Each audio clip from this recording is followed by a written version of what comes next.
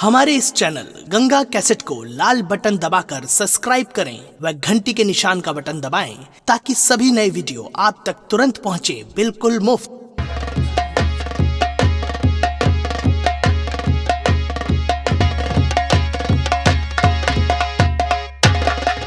भैया। हाँ भैया। या बता। हाँ भैया। तो कहाँ जात है यार? भैया तय बताता है कहाँ जात है। मैं तो दिल्ली जा रहा हूँ। दिल्ली? हाँ भैया मैं हूँ दिल्ली चली हूँ। तो चली है। हाँ मैं यार देख नौकरी की तलाश में जा रहा हूँ। नौकरी? हाँ भैया। यार भैया यार कौनो नौकरी मिल जाए महू का देवा दे। नौकरी? हाँ। अरे तो ही का नौकरी अगर चाहिए तो मैं से बता, मैं देवावत तो हूँ। देवा दे। हमारे पुनीत शर्मा यानी नई दिल्ली वाले यानी गंगा कैसेट वाले, हाँ वो नौकरी देते हैं। अच्छा। अरे भैया काम बताओ तो हता। हाँ काम कौन है? बढ़िया काम है। वह कौन काम है भैया? काम यह है हाँ कि जाओ 11,000 वोल्टेज के है ना, ये एमा भिगो के कपड़ा तो होकर पोछा मारे का 2.5 लाख का महीना में। देख ले। हाँ का भैया? हाँ यह बताए जाओ 11,000 वोल्टेज के है। हाँ एमा माई का भिगो के कपड़ा पोछा मारे का। हाँ का यह बता भैया। हाँ जब मैं एमा पोछा मारी हो तो ये बता मैं पोछा मारते न रही हो कि पगारो उठा पाई हो? कहे नहीं उठा पाइए का। अरे वही में चपक जाइ हो। काम मोरे घर का यानी कि मोछा घोटावे का। तब तो ठीक है ना। हाँ। तो ही का मैं काम बताऊं? कहूँ काम आया 12 से 4.5 लाख का महीना। काम बता। नौटंकी लाइन बंद। अच्छा हाँ काम ये है। कौन सा काम? ये काम हाँ हाँ काम ये है, ये जो रेलवे लाइन आई हुई है, हाँ ये ट्रेन के आगे की बत्ती फ्यूज हो गई। बत्ती? बत्ती। अच्छा। तुझको केवल कुछ नहीं करना, हाँ केवल लालटेन लेके उसके आगे तुझको दौड़ना है। अरे यार यह 4.5 लाख का महीना देवावा था कि मोह बीमा या बनुआ हुआ। अरे से देखा स्टूडियो वाले भैया, यह सार माइका मराइया लागा कि माइका रुपया कमाइया लागा। कौन मोरे घर अबे का? यह काम ना है ठे। फिर मैं तो इका एक चौपाई सुनाऊं। हाँ सुन। सुना। कि बाप वही मर जाए, हाँ बाप वही मर जाए जो बेटवा का गुंडाई ना सिखावे। हाँ अका है बेटवा वही मर जाए जो बाप का दान लगावे। सही कहा था। हाँ भैया। हाँ भैया। चलते चलते समय कम है हाँ और चलते चलते एक गीत याद आ गया है। कौन सा? एक यानी थोड़ा विरह टाइम में है। अच्छा हाँ सुनाइए। और जमुने बीच नैया, और जमुने बीच नैया, जमुने बीच नैया, अरे डूब जाए जमुने बीच नैया, डूब जाए जमुने बीच नैया।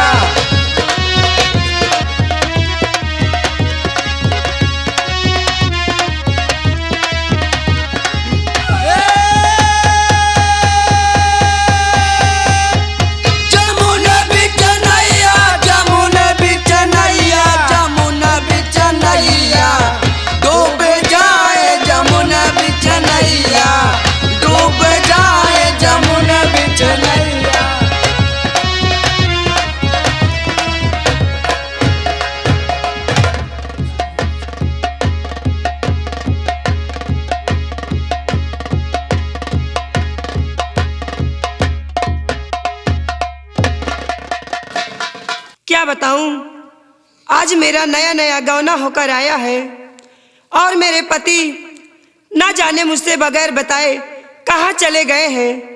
मैं तो उनको याद करके बहुत दुखित हूँ, लेकिन क्या करूं, कहीं जा भी नहीं सकती और कोई है भी नहीं कि किसी को भेजकर पता लगवा सकूं। चलती हूँ, उनका इंतजार करती हूँ और आज आएंगे तो उनसे बात नहीं करूंगी। कितना भी मनाएंगे मैं मानूंगी नहीं। चलती हूँ।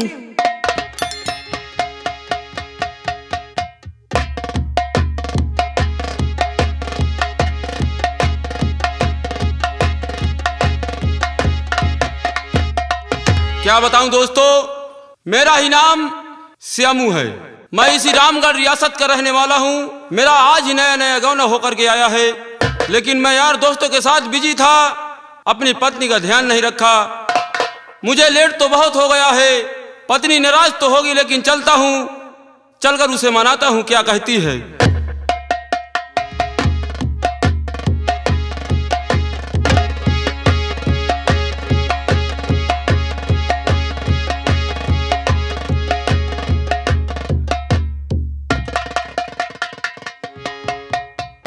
क्या बात है, आज तो बहुत नाराज लग रही हो। मनाना तो पड़ेगा ही, क्योंकि लेट मैं ही आया हूं। अरे चाहे तू बता, चाहे ना बता, दीवाना पूछ लेगा तेरा नाम बता।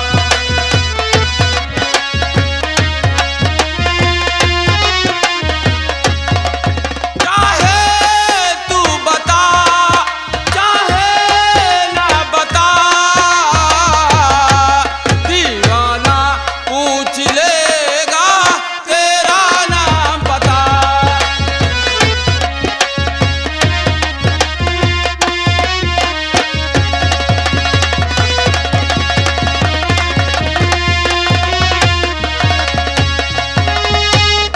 मेरी जान मान जाओ, इतना मुझे मत तड़पाओ। तुम्हारे प्यार ने देवी और दीवाना मुझको कर डाला। और रहो आगोश में मेरी, और यही दिलदार कर डाला।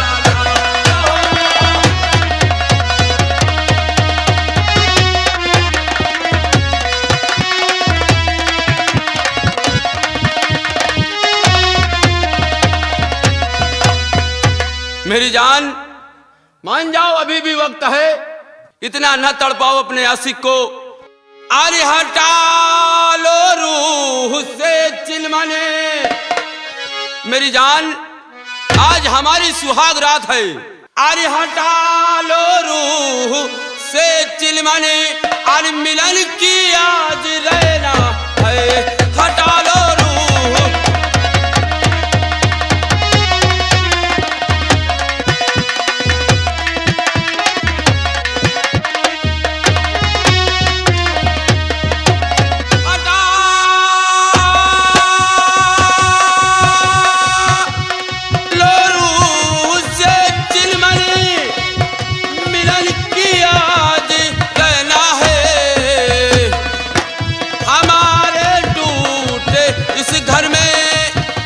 हमारे टूटे इस घर में हुए अब चार नैना है। हमारे टूटे इस घर में।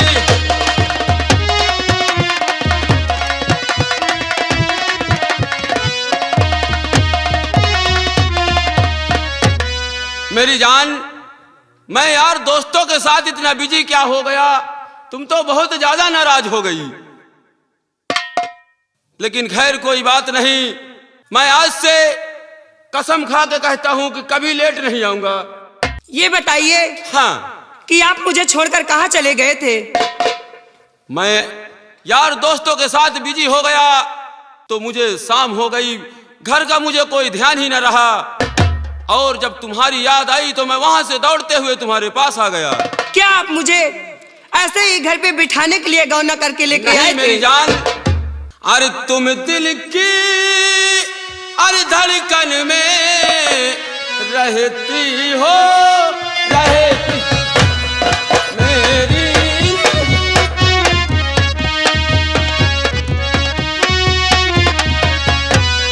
मेरी इन सांसों से कहती हो, कहती हो, बाहों में आ जाओ, सपनों में खो जाओ, तुम दिल की धड़कन में।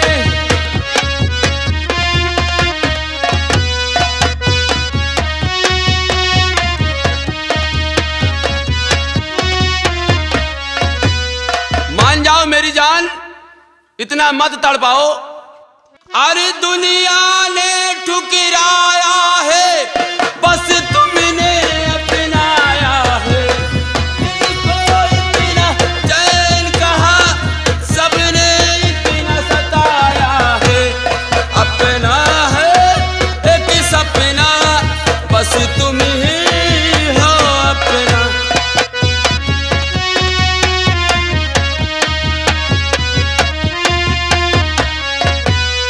बाहों में आ जाओ, सपनों में खो जाओ, तुम दिल की धड़कन में रहती हो, रहती हो।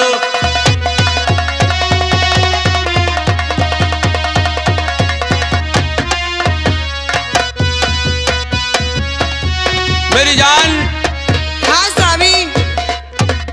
समय कम काम ज्यादा, इसलिए मुझसे बर्दाश्त नहीं हो रहा है।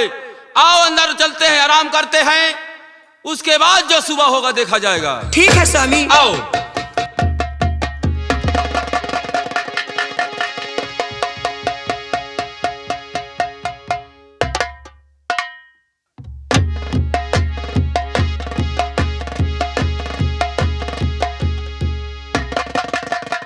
श्यामू,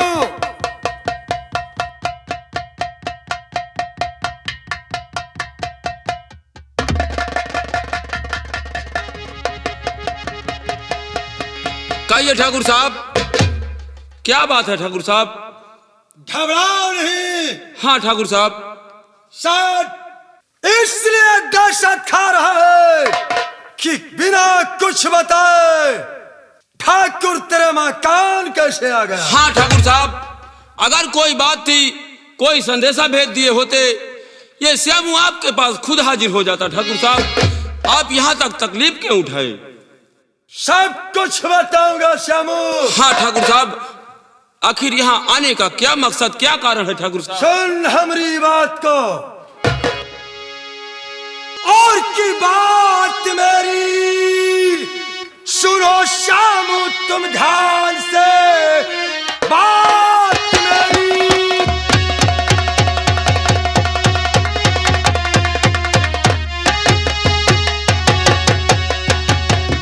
और श्यामू सुनो ध्यान से, क्या बात है ठाकुर साहब? इसलिए द्वार पर तेरे आया हूं मैं, मेरे कि अपनी बीबी पठा दे और मेरे साथ में ले ले खातिर उसे आज। कभी नहीं ठाकुर।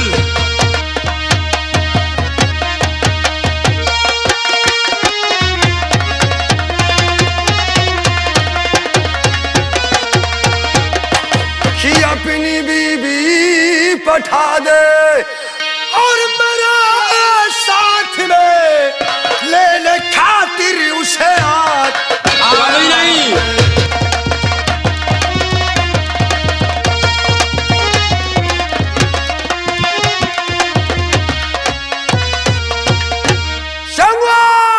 ठाकुर साहब, अगर आप जमींदार हैं और हम गरीब लोग हैं, आपकी राज्य में मानते हैं गुजर बसर करते हैं, लेकिन इसका मतलब यह नहीं है कि जिसकी बहन बेटी बहू को पाओ उसको हवेली पे लेके चले जाओ। मैं नहीं मानता आपके रीति रिवाज को।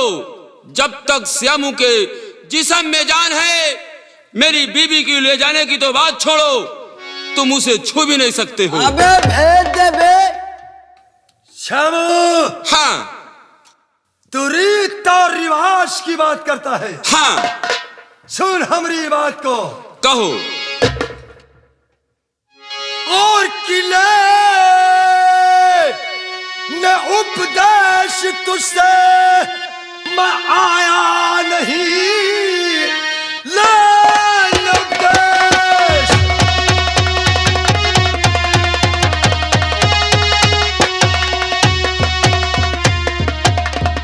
और तुझसे मैं आया नहीं, जो कि उपदेश मुझको सुनाता ये है भला इसी में। और का मान ले क्रोध जिगर में कभी नहीं ठाकुर, कभी ऐसा हो ही नहीं सकता।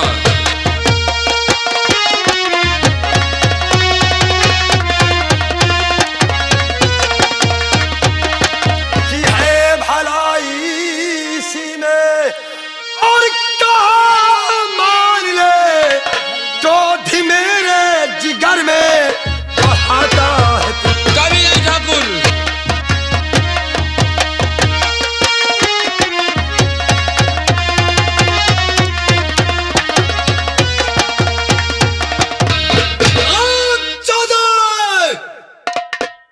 तुम्हारा फर्ज है सिर्फ हम ठाकरों की बात सुनने का।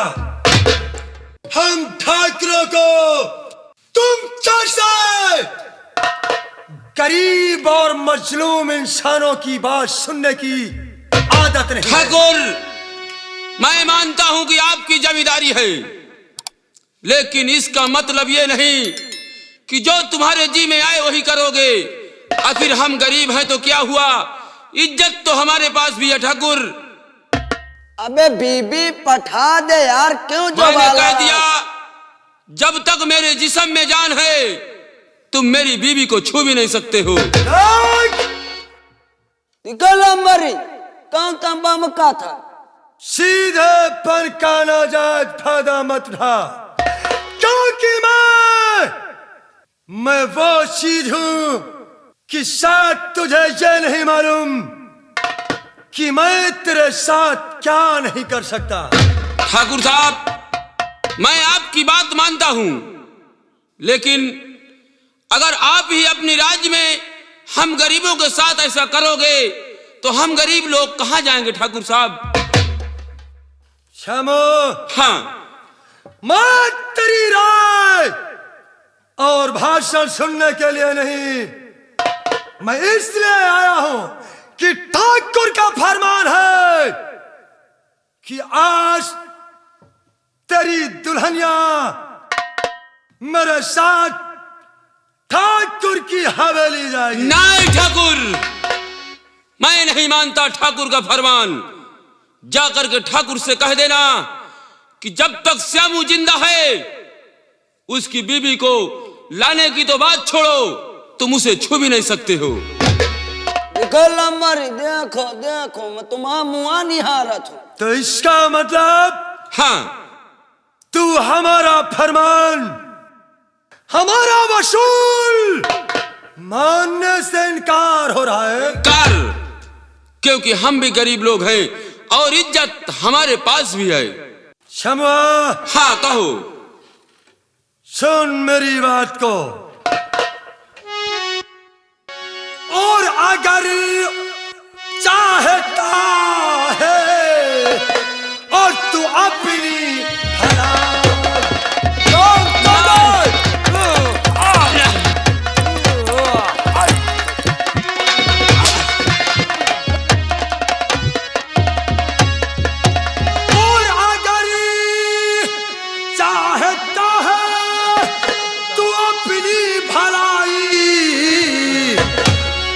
अभी साथ बीबी और दे फारन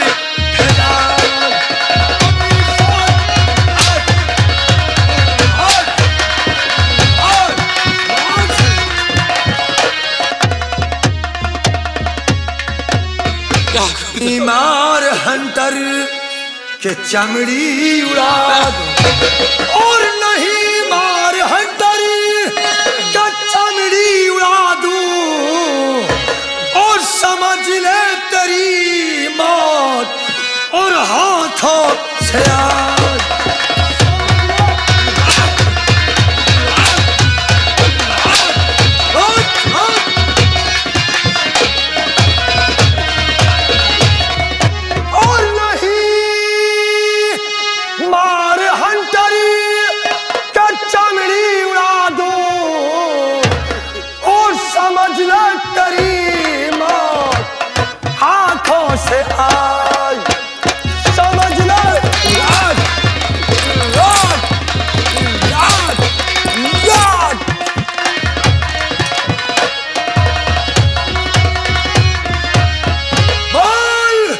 ठाकुर साहब, साले बोल। और गरीबों की दुनिया में आओ तो जानी।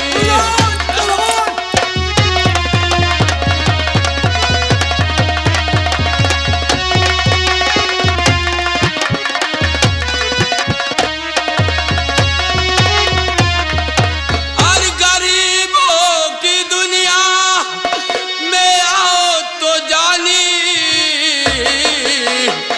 अरे हमारी तरह दुख उठाओ तो जानी।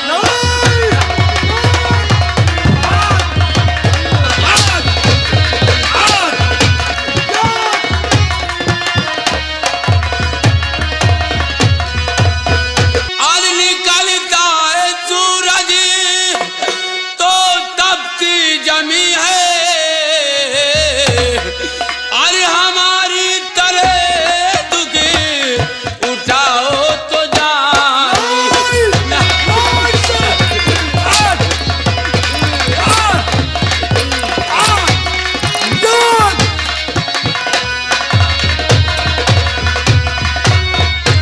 ठाकुर साहब, अगर आप भी ऐसा अत्याचार करेंगे तो हम गरीब आदमी कहाँ जाएंगे ठाकुर साहब। श्यामो, और तुझे हुक्म मेरा और बजाना पड़ेगा।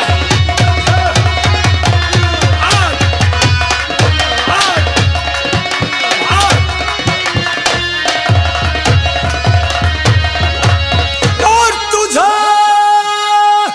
हुक्म मेरा और बजाना पड़ेगा,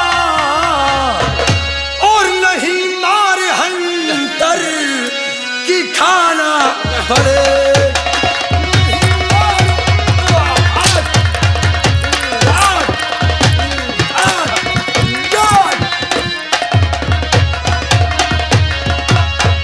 भलाई इसी में कहा मानी मेरा, और भलाई इसी में कहा मानी मेरा, और तुझे अपनी दूल्हनी पठाना पड़ेगा।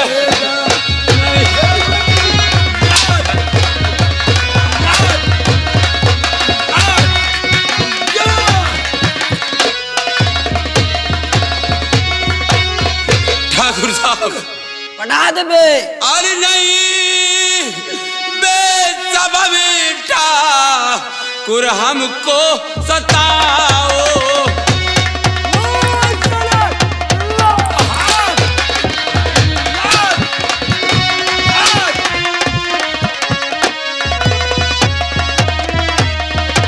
नहीं बेसबब ठाकुर हमको सताओ, और रहम थोड़ा खाओ, रहम थोड़ा खाओ।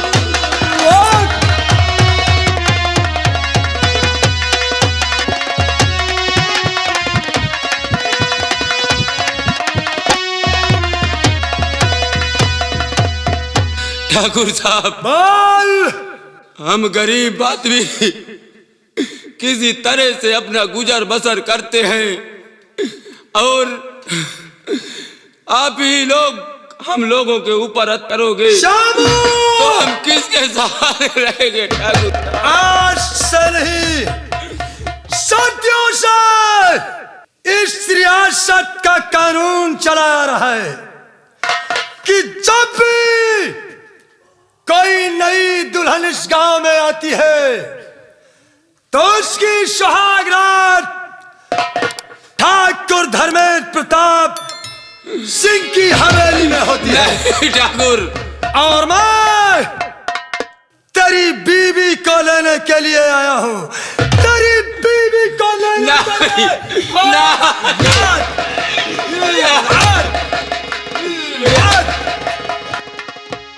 मर जाइए और उठा दे। खड़ा हो। हो बे। ठाकुर साहब, बोल।